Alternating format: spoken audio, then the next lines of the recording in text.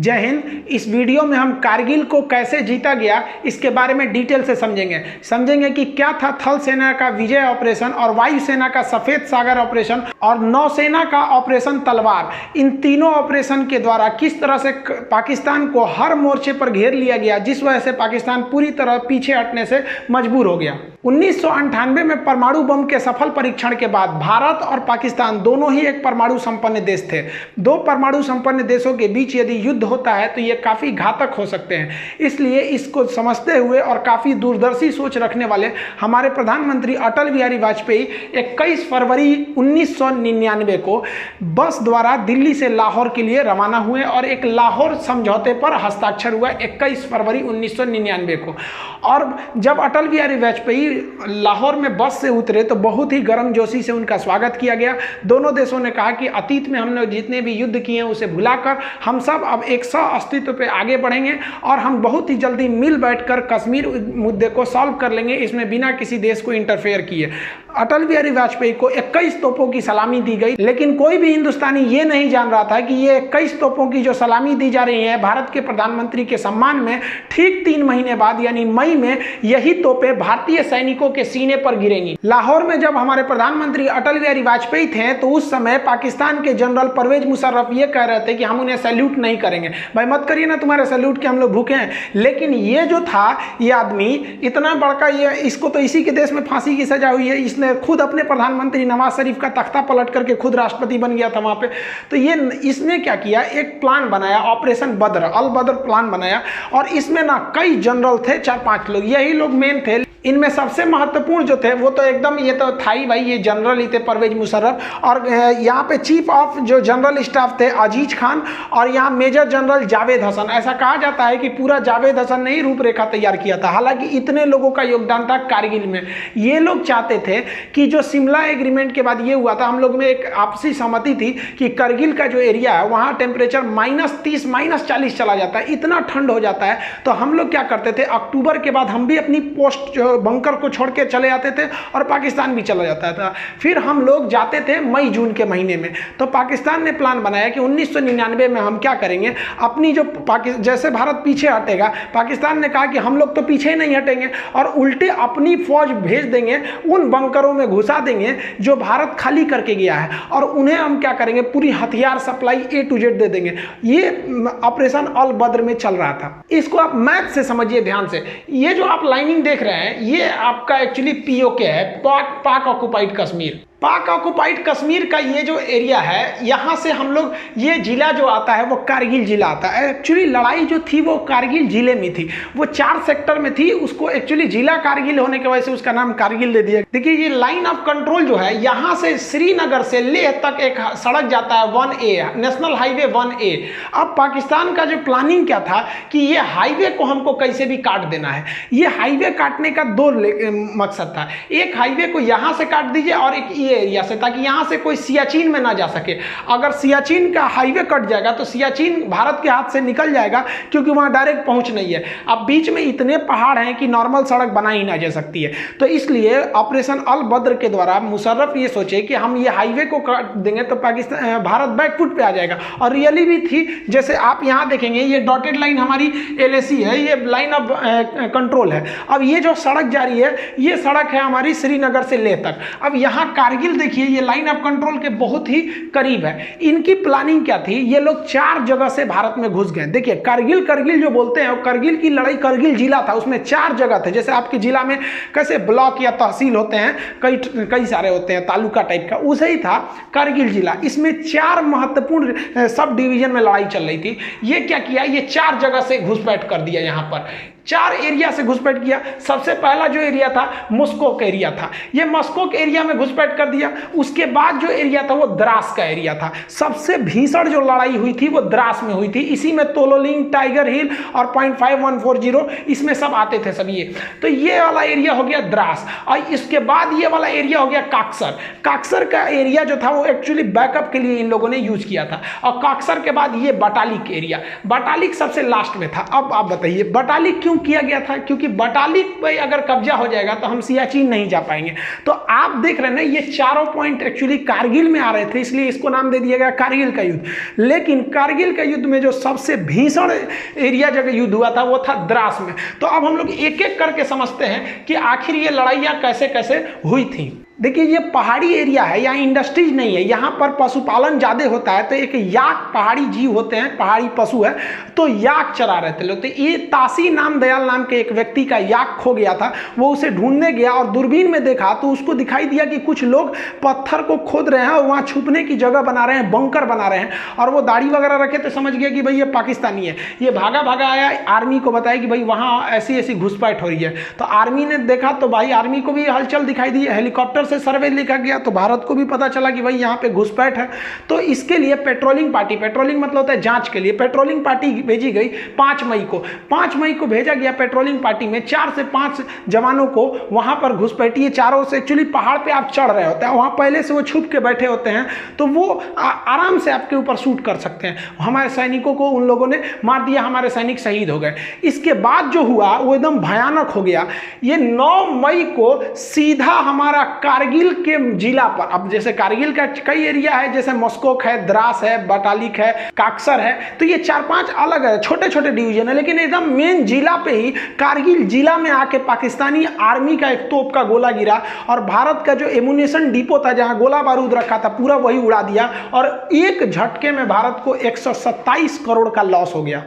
इन सब के होने के बाद भारत को लग रहा था कि ये मामूली घुसपैठी आतंकवादी हैं, लेकिन धीरे धीरे पूरी तरह से साफ होने लगा कि ये आतंकवादी नहीं है। इन आतंकवादियों के पीछे पाकिस्तानी पिल्ले बैठे हुए हैं, उनकी नॉर्दर्न लाइट इन्फेंट्री के जवान बैठे थे। उनके अंदर इतना तो कलेजा नहीं है कि सामने सामने लड़े। अरे साले, मर्द की औलाद हो तो सीधा बोले रहते ना कि मत लौटो। हम लोग जब लौट गए थे ठंड में तो तुम आके वहां बैठ गए थे, उसके बाद वीर बन रहे हो। देखिए एक्चुअली क्या होता है कि जब आप हमला करने जाते हैं तो माना जाता है कि आपकी फौज 3 गुनी होनी चाहिए क्योंकि दुश्मन पहले से बैठा है। लेकिन पहाड़ी लड़ाई में ऐसा माना जाता है कि नहीं, आपको 9 गुना लॉस होगा। एक तो आप चढ़ेंगे, आपको चढ़ाई में दौड़ नहीं सकते हैं खाली मैदान की तरफ, और वो आराम से बैठा हुआ है पहाड़ में, हल्का सा एक मौका कर लेगा, बंदूक निकाल लेगा, आपको दिखेगा नहीं कहां से गोली आ रही है।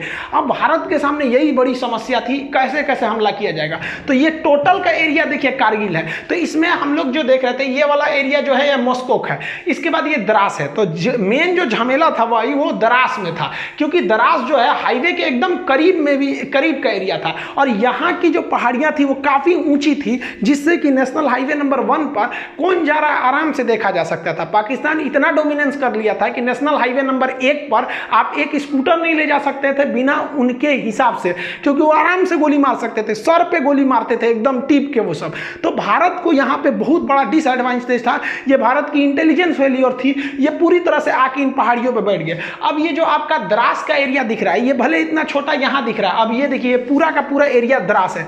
अब भारत ने अपनी थल सेना का ऑपरेशन विजय चालू किया 19 मई को, ऑफिशियली इसी दिन से युद्ध स्टार्ट हो गई। अब हम लोगों ने कहा कि भैया एक टुकड़ी द्रास में भेजते हैं, कुछ यहाँ पे मस्कोक एरिया में, यहाँ पे काक्सर में, और ये वाला एरिया जो आपका बटालिक है यहाँ पे भी भेजते हैं। भीषण लड़ाई हो गई आपकी द्रास में, चूंकि द्रास का एरिया बहुत ऊंचा पे था। अब यहाँ 3-4 ऐसे जगह थे जहाँ पे कब्जा करना जरूरी था, जैसे तोलोलिंग हो गया, टाइगर हिल हो गया, पॉइंट मतलब देखिए यहाँ पे बहुत छोटे छोटे पहाड़ी भी हैं सब लाइन से, तो इसका अलग अलग नाम ना देके सेना के मानचित्र में उसका नाम दे दिया गया पॉइंट 5140, और एक और पॉइंट है पॉइंट 4590। ऐसे कई ठो पहाड़ियां हैं सब, और ये पूरा मिला देते हैं ना तो ये एरिया बनता है द्रास। अब इस द्रास के एरिया में युद्ध करना बड़ी भयानक था। इधर तोलोलिंग थी, तोलोलिंग के बाद यहाँ पर आपका मंग था, फिर पॉइंट 5140 था। ऐसे करते करते इस एरिया तक पूरा जीत लेंगे तो लास्ट में पड़ता था टाइगर हिल। टाइगर हिल बहुत ही ज्यादा हाइट पर था और इन सब पे पाकिस्तानी बैठे हुए थे सब, इतना भीषण एरिया में ये लोग आकर बैठ गए थे। अब भारत को नीचे से जाना था इस एरिया में। जनरल परवेज मुशर्रफ के प्लान के हिसाब से उन लोगों ने भारत के 140 पोस्ट पर कब्जा कर लिया था, बंकर बना लिए थे, और हर पोस्ट में उन्होंने भारी मात्रा में heavy machine gun, mortar, artillery, पीछे से तोप का support, Stinger, surface to air missile, हर तरह के मिसाइलों से लैस थे और वो लगभग 1500 की संख्या में थे। समस्या ये थी कि यही नहीं समझ में आ रहा था कि वो हमला कहां से कर रहे हैं। ये द्रास का सेक्टर अगर आप देख रहे हैं तो ये वाला जो एरिया है वो टाइगर हिल है। ये सबसे हाइट पे था इस एरिया में टाइगर हिल, लेकिन इसके इधर कई तो 0.5140 थी। यहां पर आपने सुना होगा विक्रम बत्रा, दिल मांगे मोर। तो ये लोग इस एरिया में ना जो हमारे राजपूताना राइफल थी, ग्रेनेडियर थी, जम्मू कश्मीर राइफल थे, जाट रेजिमेंट के सैनिक थे, गोरखा थे, कई सारे पूरी भारत के हर एरिया से फौज को लगाया गया था। तो यहां पर बेसिकली ग्रेनेडियर थे, राजपूत राइफल थे और जम्मू कश्मीर राइफल के जवान थे। तो ये इस एरिया से गए। पहले ये लोग यहां से गए, तोलोलिंग पे कब्जा किया। तोलोलिंग के बाद कई छोटे छोटे पॉइंट पर कब्जा किया। तोलोलिंग के बाद सेकेंड हाइट पे जा था 0.5141 था, यहां कब्जा किया गया। यहां कब्जा के बाद आप देखिए यहां से सीधा टाइगर हिल यहां है।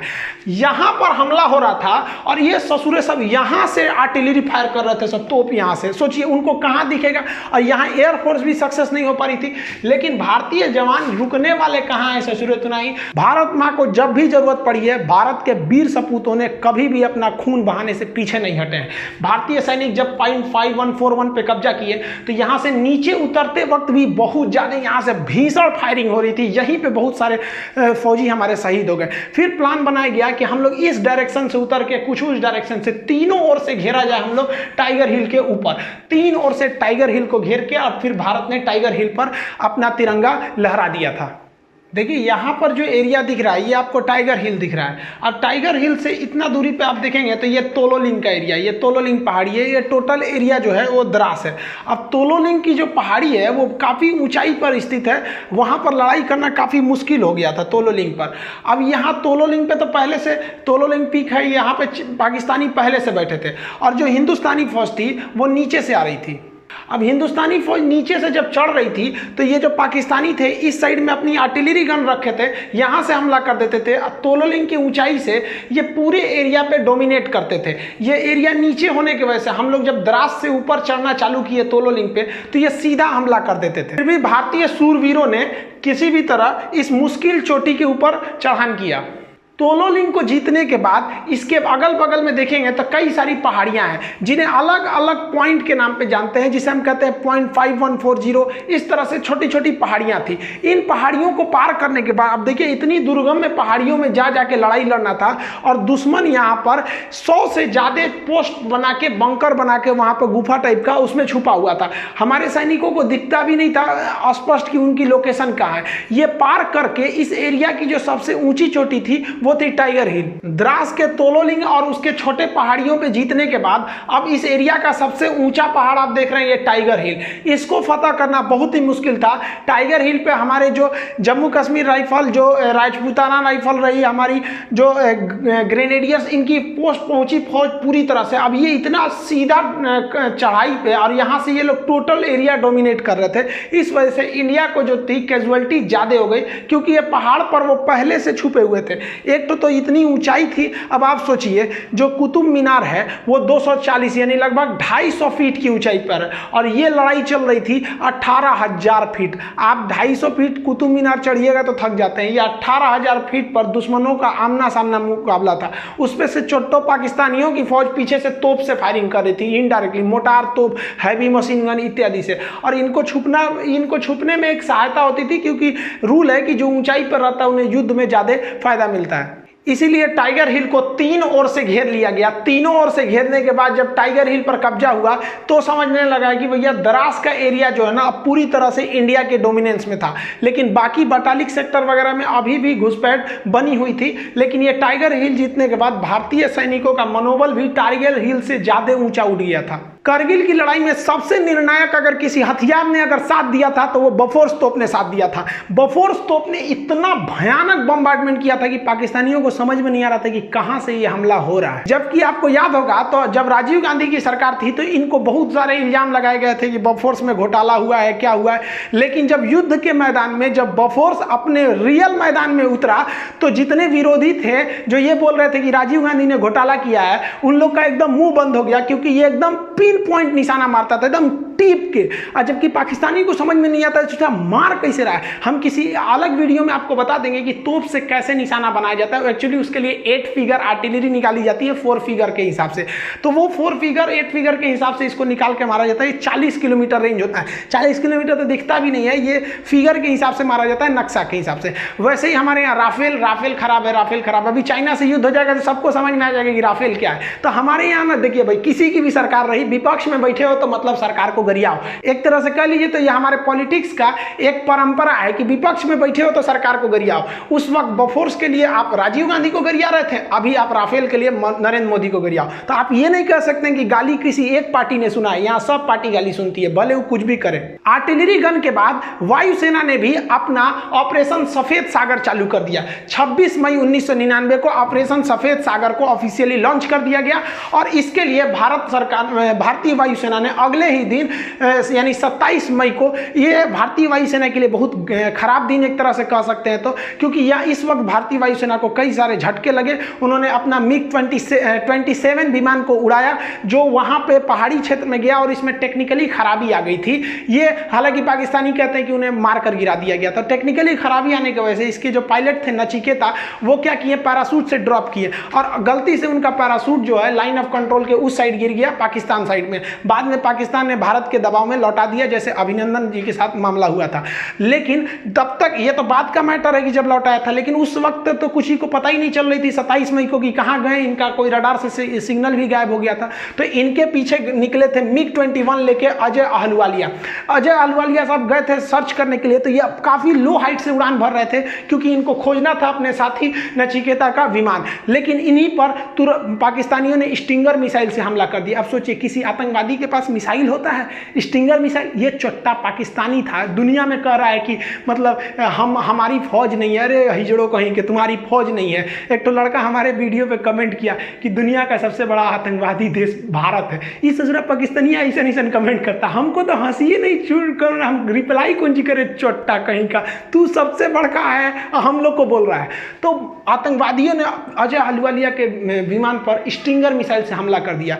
स्टिंगर मिसाइल से जब हमला किया तो ये इन्होंने सीट एजेक्शन का बटन दबाया। इसके बाद सीट इजेक्शन हो जाता है, हम राफेल के वीडियो में आपको सब समझा दिए थे। और उसके बाद जब ये पैराशूट से नीचे उतरे तो ये पाकिस्तानियों ने हैवी मशीन गन से फायरिंग किया। आसमान से अजय अहलुवालिया के शरीर के टुकड़े गिर रहे थे, वहां पर एकदम निर्मम हत्या कर दी गई। ये वायुसेना का एक बहुत बड़ा, कह लीजिए तो एक काला दिन था। वायुसेना ने सोची कि हम अपने हेलीकॉप्टरों का प्रयोग करेंगे, क्योंकि फाइटर जो होते हैं बहुत तेज रफ्तार से निकल जाते हैं, दुश्मन कहाँ छुपा है पता ही नहीं चलता है। और हेलीकॉप्टर जो होते हैं वो थोड़े धीरे स्पीड से होते हैं और एक जगह रुक भी सकते हैं। लेकिन भारत के साथ समस्या क्या था, जो उसके Mi-24 या Mi-35 जैसे भीषण लड़ाकू हेलीकॉप्टर थे, ये सब के पास जो लड़ाकू हेलीकॉप्टर थे, ये इनके पास हथियार ज़्यादा होता है, लेकिन इनकी लोड इतने भयानक थी कि ये उतना हाइट पर उड़ नहीं सकते हैं। ये केवल 10,000 फीट की ऊंचाई पर ये उड़ सकते हैं। लेकिन वहाँ तो लड़ाई हो रही थी 18,000 फीट की ऊंचाई पर। सोचिए 18,000 फीट, कुतुब मीनार 250 फीट की ऊंचाई पर, वो 18,000 फीट की ऊंचाई पर। अब क्या किया जाए, तो भारत ने अपना Mi-17 जो हेलीकॉप्टर था, जो सवारी ले जाने वाला हेलीकॉप्टर था, जिसमें कोई भी मिसाइल नहीं लोड किया जा सकता है, तो भारतीय वायुसेना के इंजीनियरों ने इसमें क्या किया, अलग से मिसाइल ले जाने के लिए पॉट जोड़ दिया। आप यहाँ देखिए, इसमें कोई पॉट नहीं है, लेकिन यही हेलीकॉप्टर में यहाँ पे आपको रॉकेट ले जाने के लिए पॉट जोड़ दिया गया।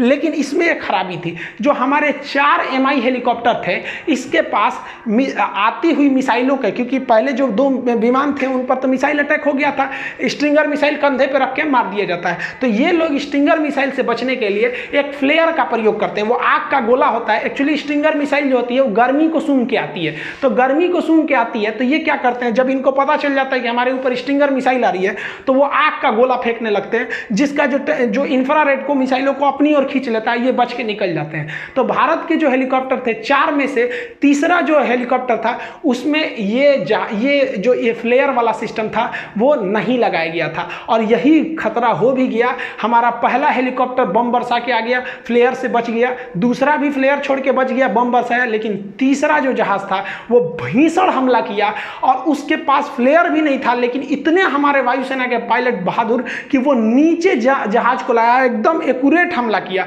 लेकिन उसी बीच क्या हुआ, जो स्टिंगर मिसाइल थी वो 30 तीसरे हेलीकॉप्टर को हिट कर गया। पीछे से आ रहा चौथा हेलीकॉप्टर जो वो एरिया था पाकिस्तानियों के बंकर को ध्वस्त कर दिया, लेकिन हम लोगों ने फिर अपना एक हेलीकॉप्टर खो दिया और उसमें हमारे बैठे जवान को हमारे जो जवान थे वो भी शहीद हो गए। भारत ने अपनी स्ट्रेटजी को पूरी तरह से चेंज कर दिया। भारत ने अपना फ्रांस निर्मित जहाज को लगाया जिसका नाम था मिराज 2000। एक्चुअली पाकिस्तान इस जहाज को खरीदने से इनकार कर दिया था, कहा था कि भैया बहुत बड़ा साइज का जहाज, हम इसको नहीं लेंगे। और भारत सरकार ने इस मिराज जहाज को वायुसेना ने लगाया। ये मिराज जहाज जो लेजर गाइडेड बम से हमला करते थे, तो ये सबसे बड़ा आप कहिए तो वायुसेना का जो ऑपरेशन सफेद सागर था उसमें सबसे निर्णायक भूमिका मिराज 2000 लगाया। ये तो पाकिस्तान में घुस के पाकिस्तानियों का बलात्कार कर दिया, ऊपर से ही मारा, इतना हमला किया कि कमर टूट गई कारगिल की लड़ाई में। कह रहे थे कि बहुत बड़ा साइज है, बहुत बड़ा साइज है तो बढ़िया से तो धोबो किया है। और अभी याद रखो इसका बाप आ रहा है, बाप इसी का मिराज 2000 का राफेल पुरान हो गया, तगड़ा अभी और है। लेकिन वायुसेना को एक बात का और डर था कि 1965 की लड़ाई में हम लोगों ने एक छोटा सा हमला किया था जिसके बदले में पाकिस्तानी वायुसेना ने भीषण हमला कर दिया। इस बार उनके हमले से डर नहीं था। एक्चुअली दिक्कत क्या था कि पाकिस्तानी घुसपैठिए जो थे, उनकी नॉर्मल लाइट इन्फेंट्री के जो जवान थे वो घुस चुके थे पूरी हथियार को लेकर, और हम लोग को दिख भी नहीं रहा था। और अगर वायुसेना भारत की या पाकिस्तान की दोनों घुस जाएगी तो इसमें सबसे बड़ा फायदा क्या होगा, नीचे के घुसपैठियों को, क्योंकि हमारे जो जवान चढ़ रहे थे उनको तो ये पाकिस्तानी घुसपैठी मारिए रहे थे आराम से, ऊपर से उनकी वायुसेना भी मारने लगती थी। लेकिन इसीलिए भारतीय वायुसेना ने श्रीनगर एयरबेस, पठानकोट एयरबेस से अपने जो जितने भी घातक जो इंटरसेप्टर जहाज थे MiG-29 इसको तैनात रखा था कि अगर पाकिस्तानी वायुसेना आएगी तो तुम उससे जाके लड़ जाना, कारगिल के एरिया में घुसने ही मत देना। इसी बीच सबसे भीषण घटना हुई थी भाई 24 जून 1999 को। हमारे दो जगुआर जहाज जो थे वो रेकी पे निकले हुए थे। इसी जहाजों ने क्या किया, उनको लगा नीचे एक तो गुलटेरी जगह था, इन जहाजों को लगा कि भाई नीचे काफी ज्यादा फौज है और वो नीचे काफी फौज का जमावड़ा था। तो जो आगे का पायलट थे वो काफी यंग थे, जो पीछे बैठे थे उनका नाम था, पायलट का नाम AK सिन्हा। तो AK सिंह जो थे ये थोड़े सीनियर पायलट थे। तो ये आगे वाला जो पायलट था वो गुलटेरी में जो फौज खड़ी थी उनका बहुत बड़ा कैंप था, नीचे पाकिस्तानी बहुत बड़ी फौज में खड़े थे, उन पर मिसाइल लॉक कर लिया। और आपको हम वीडियो में बता चुके हैं राफेल वाले में कि एक बार मिसाइल लॉक हो गया ना तो आप बच नहीं सकते, वो मिसाइल खोज के मार देगी आपको। तो ये ग्राउंड पे एकदम लॉक कर लिया और इन्होंने पूछा अपने सीनियर से कि हमने लॉक कर लिया है बहुत बड़े अड्डा को, क्या हम इसे उड़ाने जा रहे हैं? तो उन्होंने कहा कि रुक जा एक बात बता, तुम उस साइड पाकिस्तान में हो, घुस गए हो कि इंडिया में ही हो? तो ये कहा कि हम तो पाकिस्तान वाले एरिया में घुस गए। कहा कि मत मारो क्योंकि इस दिल्ली का सीधा आदेश है कि आप पाकिस्तान के एरिया में हमला नहीं कर सकते। ये बहुत अच्छा डिसीजन था क्योंकि एक साल पहले हम लोगों ने 1998 में परमाणु बम फोड़ा था, पूरी दुनिया हमारे खिलाफ थे, जैसे अभी ईरान के खिलाफ है, उस समय हमारे खिलाफ थी। और अगर हम लोग पाकिस्तान में घुस के मार देते तो ये तो एक तरह का कहिए तो ओपन युद्ध हो जाता। और अपने एरिया में मार रहे हैं तो पूरी दुनिया हमारा साथ देगी कि भैया हम अपने एरिया में आतंकवादियों को मार रहे हैं, तो कहे कि उधर मत मारो। और आपको जानकर ताज्जुब होगा, जहां ये पायलट मिसाइल लॉक किया था नहीं, हमारा एयरफोर्स का ही पायलट हुआ, एकदम नौछड़िया भी यंग था, जन्मे करते हिंदुस्तान के यंग लड़का लड़े में कितना आगे। और किस्मत अच्छा था, नवाज शरीफ उनके प्रधानमंत्री और उनके थल सेना अध्यक्ष परवेज मुशर्रफ, ये लोग उसी कैंपुआ में थे। सोचिए अगर सीनियर मना नहीं किया रहता तो जूनियर तो धो दिया रहता। अब आप याद समझिए थोड़ा, एक छोटा सा देश था ऑस्ट्रिया जिसके यानी राजकुमार की हत्या कर दी गई, उस हत्या के वजह से प्रथम विश्व युद्ध चालू हो गया। वही हाल था यहाँ, एक परमाणु संपन्न वाला दूसरे देश के परमाणु संपन्न के सेना अध्यक्ष को मार देने से कुछ खास बवाल नहीं होता है क्योंकि सेना लड़ने के लिए, लेकिन राजनीतिक व्यक्ति की हत्या करने पर बवाल हो जाता है। तो भयंकर बवाल हुआ रहता, क्या युद्ध का मोड़ लेता समझ में नहीं आता। तो ये बहुत अच्छा हुआ। एक तरह से हम तो करते थे कि मारिए दिया रहता तो हो जाता, क्या हो जाता भाई, ज्यादा से ज्यादा और युद्ध लड़ते, नहीं लड़े हैं 71 में, 65 में, 84 में, एक और लड़ते से क्या कर लेता पाकिस्तान। यहाँ पे ऊंट के मूतने से रेगिस्तान में बाढ़ थोड़े आता है, क्या कर लेंगे, इनके औकाते कितना है। ये सब तो चल ही रहा था, नेवी ने और अत्याचार कर दिया। नेवी ने अपना ऑपरेशन तलवार चालू कर दिया। ऑपरेशन तलवार के तहत भारतीय नेवी ने पाकिस्तान की ओर एंट्री मार दी और यहाँ पर जो हमारे नेवल वेस्टर्न नेवल कमांड था और साउदर्न नेवल कमांड था ये भी घुस गया अरब सागर में, और अरब सागर में घुसकर पाकिस्तान का पूरी तरह से नेवल ब्लॉकेज लगा दिया। भारतीय वायुसेना के पूरे युद्धक जहाज घुस गए सब वहाँ पर और नेवल ब्लॉकेज लगा दिया। भारतीय नौसेना ने ऐसे मिसाइल मारा, जो पाकिस्तानी जहाज थे उनके बगल में मिसाइल जानबूझ के मारता था, जो उनके मर्चेंट वाले जहाज थे, जो उनका पेट्रोलियम लाने वाला था, सारा जहाज उधर ही रुक गया कि ना हम ना जाएंगे, नेवी उधर मार रही है। पूरी तरह से पाकिस्तान का इतना भयानक नेवल ब्लॉकेज था कि पाकिस्तान के पास केवल 6 दिन का पेट्रोलियम बचा था, नहीं तो उसके बाद उन लोग गाड़ी चलाते, लोग चलाओ ससुरा तुम्हारा पास, इतना भयानक काम किया था। तो नेवी के रोल को भी हमें भूलना नहीं चाहिए। पाकिस्तान जो है वो मदद मांगने के लिए चला गया अमेरिका में। 4 जुलाई को अमेरिका में इंडिपेंडेंस डे के रूप में मनाया जाता है, तो वहाँ क्लिंटन साहब के पास पहुँच गया। एक्चुअली जो पाकिस्तान है ना, पहले अमेरिका का रखेल था, अभी वो चाइना का रखेल बन गया है। पहले वो अमेरिका से फसल था, तो अमेरिका से कहा कि सुनिए ना मदद करिए मेरा। अमेरिका के पास गया मदद करने के लिए, तो अमेरिका ने पूछ दिया नवाज शरीफ से, ये बताइए वो नॉर्दर्न इन्फेंट्री आपकी फौज घुसी है कि नहीं घुसी है? तो कहा कि हमरे फौज घुसी है, और ये चोट्टा घुसा दिया बिना हमरे बताइए। देखिए एक्चुअली होता क्या है कि पाकिस्तान में जो सेना होती है ना, प्रधानमंत्री की भी वैल्यू नहीं देती है। कारगिल के लिए 10% जिम्मेदार जो थे वो नवाज शरीफ थे, 90% ई चोट्टा जिम्मेदार था, अपने को बहुत बड़का समझता था, सिकंदर द्वितीय चट्टा, कहीं के फांसी लगतो अबे तोरा कुछ दिन में अस्थिर रहो यहाँ पे। तो ये इनको तो पता था, ये तो बेचारा खुद अपने जनरल से डरते थे, जबकि ये इतना बड़का नमक हराम है कि इसको जनरल का पद नवाज शरीफ ने दिया था, जबकि ये सबसे जूनियर था जनरल की लिस्ट में, फिर भी इसको दिया। ये क्या किया, नवाज शरीफ को हटा के अगले साल खुद क्या बन गया, राष्ट्रपति बन गया। हम ही है, बढ़िया से हुआ। ये तो तू लोग यार अपने देश का नहीं है तो हम लोग का कहाँ से हो जाएगा रे। तो ये बिल क्लिंटन ने कहा कि सुन नवाज शरीफ, देर चक्कर मत कर यहाँ पे, तो पहले परमाणु बम फोड़ा है तो हम तोरा दिमाग खराब है, तू क्या समझता है, तू गलत काम करेगा हम तोरा साथ देंगे, पूरी दुनिया हमको नहीं थूकेगी, तू अपनी फौज पीछे बुलाओ। तो ये लोग अकेले रूम में बात कर रहे थे, तो बाहर में पाकिस्तानी जो इनके साथ जो गए थे सब चमचा बेलचा, वो कहते कि हाँ नवाज शरीफ हैं, इनको तो अमेरिका वैल्यू देगा, रखेल को तो कोई वैल्यू देता है, मुंह लटका के नीचे आए हैं, अमेरिका वैल्यू नहीं दिया है, चलो फौज वापस बुलाओ। तब तक पगला ये चाइना गया था मदद करने कि हमको मदद कीजिए यहाँ पर, तब तक भारतीय जो थे सब टेलीकॉम वाले इसका बतिया रिकॉर्ड कर लिया सब। और भारत के अटल बिहारी वाजपेयी और यशवंत सिंह जो थे, जसवंत सिंह, इन्होंने प्रेस कॉन्फ्रेंस में वो टेप सुना दिया कि ससुरा चाइना में कह रहा है कि हमारी फौज घुसी हुई है, और यहाँ एक्सेप्ट कर लिया। यानी दुनिया के मैटर पे ये तो चौपट हो गए। लेकिन ये चोट्टा हटने का नाम नहीं ले रहा था, क्योंकि ये चाहता था कि हम चुनाव लड़े यहाँ पर। बताइए हमारी सेना कितनी बेहतरीन रहती है, सर्जिकल स्ट्राइक करके आई तो मोदी जी बोलने लगे कि हमारी सेना की है, हमारी सेना की है, नेता कहने लगे सब मारे। लेकिन फौज ने कभी नहीं कहा। बहादुरी यही होती है भाई, बहादुर की पहचान जंग के मैदान में होती है, मीडिया में नहीं होती है। लेकिन ये मानता नहीं था।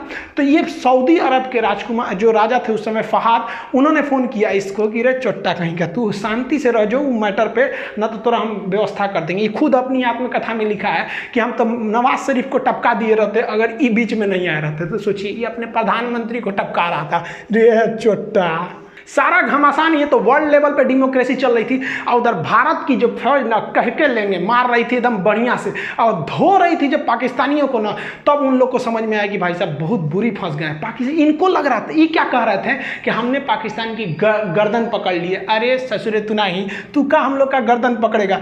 बड़ी एक गनीमत मनाओ ना कि जितना हरामीपन तुम लोग करते हो ना, अगर भारत ने एक बार हरामीपन किया ना तो तुम लोग इतिहास में पढ़े जाओगे। एक देश हुआ करता था, पाकिस्तान नाम था। जैसे भारत में कैसे छोटा बच्चा को कहानी सुनाया जाता है, चंदा मामा दूर के, वही पाकिस्तान ऐसा था। बाबू बाबू हल्ला मत करो नहीं तो पाकिस्तान की तरफ थुराओगे। सोच तू लोग ना पूरी दुनिया में ना मुसलमानों का नाम चौपट किया तुम लोग, तो लोग की वजह से पूरी दुनिया में ना मुसलमानों को गाली दिया जाता है। ये चट्टा क्या करेगा, कहीं जाके बम फोड़ देगा।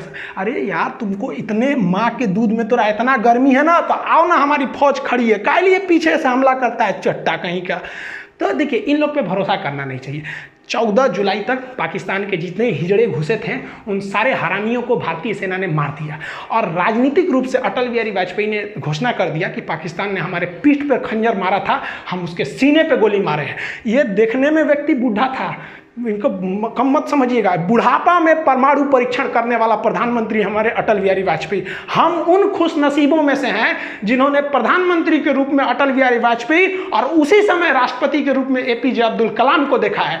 ये नसीब अब किसी को नहीं होगा जो एक साथ इतना योग्य राष्ट्रपति और इतना योग्य प्रधानमंत्री देखने को मिले। अब ये नसीब किसी को नहीं होने वाला है जो दो दो बड़े नेता इतने योग्य हो जाए। इन्होंने कह दिया 14 जुलाई को कि भैया ये ऑपरेशन हमारा विजय सक्सेस हो गया, लेकिन आर्मी ने कहा कि ना ना भाई सब पे भरोसा करना, ये पाकिस्तानियन पे नहीं।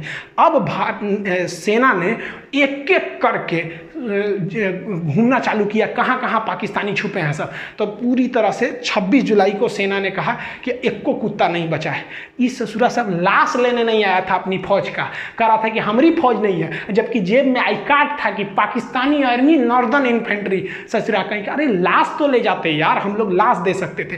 भारतीय सेना की बहादुरी देखिए। पाकिस्तानियों ने जब 14 मई को हमारे पेट्रोलिंग पे गए कैप्टन सौरभ कालिया को पकड़ा था, चारों ओर से घेर लिया था, तो इन पर इतनी यातनाएं दिया था ना, इनके आंख निकाल लिए थे, इनके होंठ और जीभ काट लिए थे, कान काट लिए थे सब, नाखून निकाल लिए थे सब, इनके कपड़े उतार कर इनके गुप्तांगों को काट लिया गया था, इनके लाश के टुकड़े करके बोरा में भर के फेंक दिया गया था। इन हरामी पाकिस्तानियों ने इतना गलत काम किया जो युद्ध इतिहास में कभी ऐसा नहीं है, युद्ध के नियम में नहीं है ऐसा। जबकि भारतीय सेना जब अपना सर्च ऑपरेशन कर रही थी, जो कुछ पाकिस्तानी जो थे मर गए थे, कुछ घायल थे, जो अपने आखिरी सांसें ले रहे थे, उन्हें इज्जत से पानी पिलाया, उन्हें इज्जत से दफनाया। उन्हें पहले पाकिस्तान को कहा कि आप अपनी फौज को ले जाइए, नहीं ले गया तो उन्हें इज्जत से दफनाया गया था। ये फर्क होता है एक जानवर और एक इंसान में। हम सबको ये फर्क बना के रखना होगा, तभी अलग पहचान है। हम जब भी हिंदुस्तानी अगर विदेश में जाते हैं तो इज्जत के नज़र से देखे जाते हैं,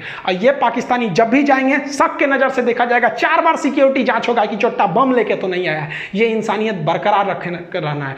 दुश्मनी की आड़ में हमें पाकिस्तान से बेहतर बनना है, न कि पाकिस्तान से खराब बनना है। ये इंसानियत हमारी सेना की बरकरार रहनी चाहिए, जो उनके अंदर कूट कूट के भरा है। इस लड़ाई में घाटा क्या हुआ? पाकिस्तान के कई सैनिक मारे गए, अमेरिका से उनका रिश्ता खराब हुआ, पूरी दुनिया का पाकिस्तान के ऊपर से फेथ खत्म हुआ, पूरी दुनिया को लग गया कि ये जम्मू कश्मीर और सियाचिन पर रास्ता रोकना चाहते थे, तो क्या रोकेगा हम लोग का? इन लोग की डिप्लोमेसी फेलियर हो गई, और सबसे बड़ा जो घाटा लगा इन लोग को, वो इनके आर्मी में कोऑर्डिनेशन ही नहीं था। इनके वायुसेना को पता ही नहीं था, नौसेना को पता नहीं था कि कारगिल में युद्ध होने वाला है। ये तो ससुरा बस इसका मन बढ़ ही था, ये कर दिया। लेकिन भारत की अगर बात करेंगे तो भारत के साथ भी कई समस्याएं थी। पहला कि भारत के लिए वेदर एकदम खराब था, मौसम पूरी तरह खराब था, हाइट इतनी ज़्यादा थी कि हम लोग हाइट पे चढ़ रहे थे तो हाइट की वजह से प्रॉब्लम हम लोग को फेस हो रहा था युद्ध के वक्त में, और ऑक्सीजन वहाँ कम हो जा रहा था, और हम लोग तो रेडी ही नहीं थे लड़ाई के लिए। और अचानक हो गया, कौन रेडी रहेगा भैया? फरवरी में हम लोग मिलने गए, हमारे राष्ट्रपति हमारे अटल बिहारी वाजपेयी वहाँ जाके प्रधानमंत्री से गले मिल रहे, हमको क्या पता तुम खंजर घोंप देगा यहाँ पे। और जो हमारे लिए सबसे बड़ा फेलियर है, हम तो कहते हैं कि पाकिस्तानी की आर्मी जिम्मेदार है, लेकिन हमारे देश के इंटेलिजेंस भी जिम्मेदार है। तुम जासूस किस काम का रहे कि तुमको ये पता नहीं चल रहा है कि पाकिस्तान की हजारों फौज घुस गई, वो आर्टिलरी लेके चले आए, एमुनेशन लेके चले आए, मिसाइल लेके घुस गए, हमारी फौज चुपचाप मुंह देख रही है। हमारी फौज तो बहादुरी से लड़ी, जो जासूस थे सब, इंटेलिजेंस, वो चोट्टे कहाँ मर गए थे सब। और ये हमेशा से यही होता है। 1962 की लड़ाई हम लोग को मुंह की खानी पड़ी यही जासूसों की वजह से। 1984 में ये ससुरे सियाचिन में घुस गए थे, फिर भी कुछ नहीं हुआ। अरे सब छोड़िए, 2008 में देखिए ना, मुंबई में जब हमला हुआ तो हमारे जासूसों को पता ही नहीं था कि अजमल के साथ घुस गया, हमला कर दिया, चोट्टा सरकारी नौकरी लेना है, कोनो काम का नहीं है सब अधिकारी। इनको ले आके हम तो रहते ना वहाँ पे, हमारे पास पावर रहता ना, हम तो ससुरा जितने अधिकारी हैं ना ससुरन को जिस तरह से पाकिस्तानियों को भूने थे ना, उस तरह भून देते ससुरा। तुम क्या कर रहा है?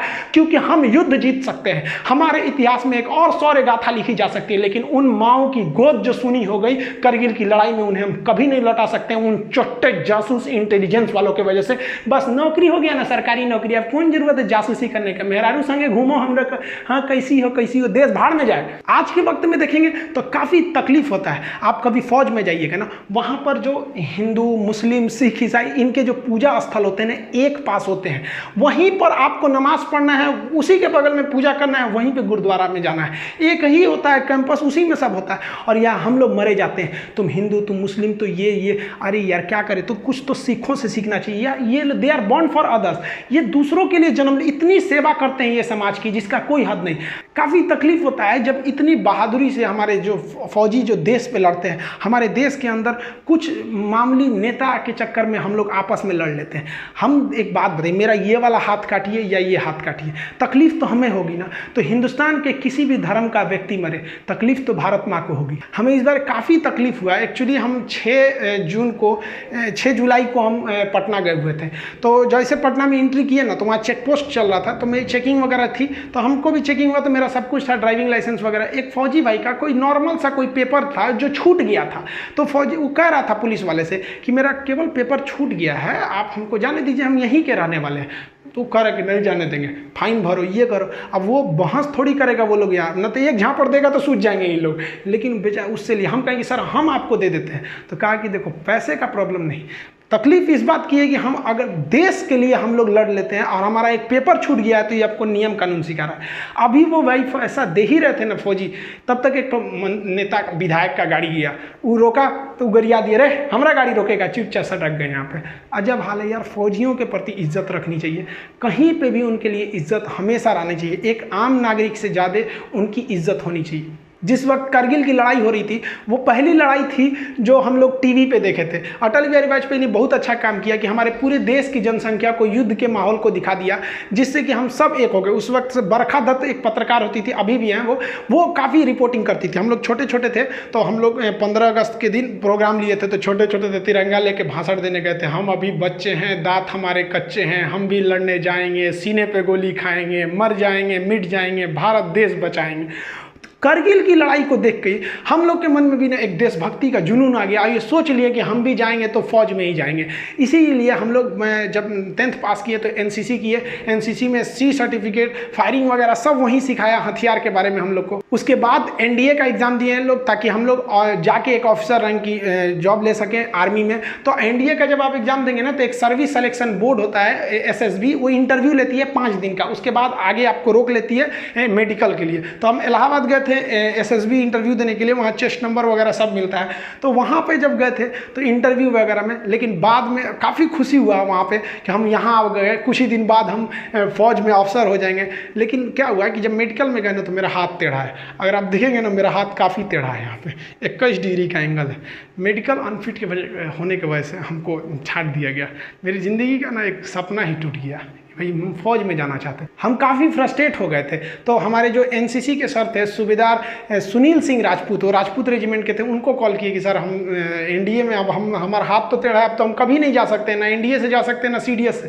कहे कोई बात नहीं, तुम आगे अब फर्दर कुछ और देखो, क्योंकि एपीजे अब्दुल कलाम भी गए थे तो उनका भी सिलेक्शन नहीं हुआ था। तो जब इतने महान लोग का नहीं हुआ, तो थोड़ा सा अपने आप को समझाने का एक हिम्मत आया कि नहीं, अब हम भी कुछ कर सकते हैं देश के लिए। इन्होंने बहुत कुछ किया, हम लोग तो इनके पैर के धूल के बराबर भी नहीं है। हम आप सबसे कहना चाहेंगे कि जहां भी रहें, आप फौजियों के लिए एक रिस्पेक्ट बनाए रहें।